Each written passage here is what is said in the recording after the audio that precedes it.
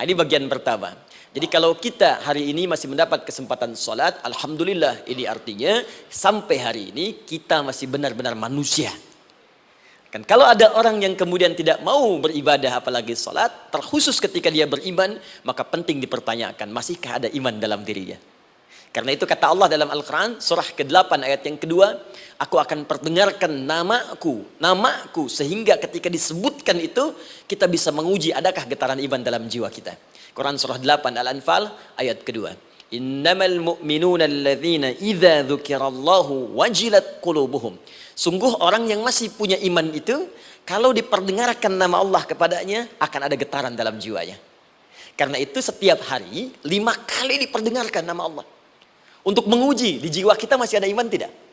Bahkan dari bangun tidur, bayangkan waktunya dibagi sempurna persis. Dari mulai subuh baru bangun, menjelang ke siang, mau berakhir siang ke sore, sore pindah ke maghrib, hilang kemudian muncul gelap malam. 5 kali persis dibagi waktu. Diperdengarkan untuk menguji, kira-kira setelah subuh siang masih ada nggak iman? Sore masih ada nggak? Ya Allahu Akbar, Allahu Akbar. Karena itu kalau iman masih ada melekat di jiwa kita, demi Allah saya katakan, begitu kita mendengar suara azan, pasti hati kita akan mengatakan, Allahu Akbar, Allahu Akbar. Wih, sudah azannya. Pernah begitu? Ya, walaupun mungkin setelah selesai, La ilaha illallah, baru azan, belum qomat. Ya, itu normal, gak apa-apa. Yang penting iman masih ada. Nah, ini menunjukkan ada getaran dalam jiwa. Satu itu. Yang kedua, ini yang jarang dimanfaatkan teman-teman. Jadi seringkali sholat dimaknai pada ibadah formal bagian pertama saja. Adapun yang keduanya, ini yang jarang digali. Padahal sekali saja dalam sehari, itu 5 kali Allah menunggu kita. Ternyata sholat itu satu-satunya wasilah ibadah yang disebutkan dalam Al-Quran untuk langsung memohonkan semua kebutuhan yang kita rasakan. Bahkan sebelum kita diminta sholat, itu kalimat pertamanya bukan ibadahnya. Kata Allah, kau punya masalah apa? Sedang butuh apa? Sedang punya problem apa? Buka Quran surah kedua Al-Baqarah ayat ke-45 sampai 46. Paling kanan pertengahan di usad. Wasta'inu bis-sabri was-salah. Perhatikan kalimatnya, indah sekali. Ya Allah menempatkan sholatnya bagian kedua. Kata Allah, wasta'inu, hei hambaku, jika kalian punya persoalan dalam kehidupan, maka, perhatikan kalimatnya baik-baik, wasta'inu, mintakan solusinya kepadaku. Jadi kalau sedang punya masalah, bukan bikin status, gak akan selesai. Sedang eksplorasi minyak, gak keluar-keluar, bikin status. Duh, susah sekali yang ngebornya, gak akan selesai. Jalan macet, bikin status. Jakarta macet, ya, gak akan selesai. Ya, apa yang harus dilakukan? Kata Allah, jika anda beriman kepadaku, yakin denganku, maka wasta'inu, punya persoalan, minta kepada Allah. Caranya bagaimana? Satu, bis-sabri, terima dulu masalah itu, jangan dikeluhkan.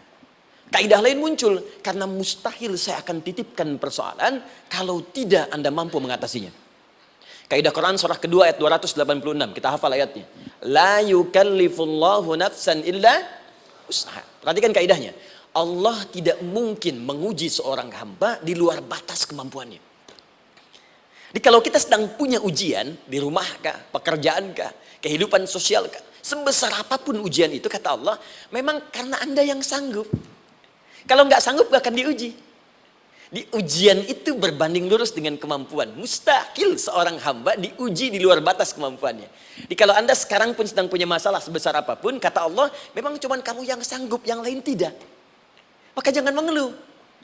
Jangan anda katakan, ya Allah, why me? Kenapa saya? Kata Allah, why not? Memang kamu yang mampu. Yang lain tidak. Nah, ketika anda bisa menerima itu dengan sabar, baru datang kalimat kedua. Wassalah. Kemudian datang tunaikan sholat dan mintakan solusi kepadaku lewat sholat. Ya, sedikit ya. Lihat sini. Saya berikan sedikit uraian Al-Quran. Saya boleh menulis sini? Boleh ya? Ibu, maaf, agak jauh. Ibu kelihatan ini? Oh, belum saya tulis. Bagaimana bisa kelihatan? Luar biasa. Cuma di Pertamina, belum ditulis sudah kelihatan. Maaf, lihat sini. Wasta'inu. Baik, ya. Saya ingin sedikit sekali. Ini redaksi Quran itu indah sekali diksinya. Wasta'inu. Lihat sini. Kata Allah, jika anda punya persoalan dalam hidup, maka mintakan solusi. Terima dulu masalahnya dengan sabar. Karena kita dipercaya oleh Allah. Gini cara memahaminya. Allah aja percaya dengan kita. Masa kita nggak percaya diri? Allah yakin dengan kita, kita mampu. Masa kita nggak yakin? Terima dengan sabar. Kemudian wassalah, mintakan solusinya lewat salat.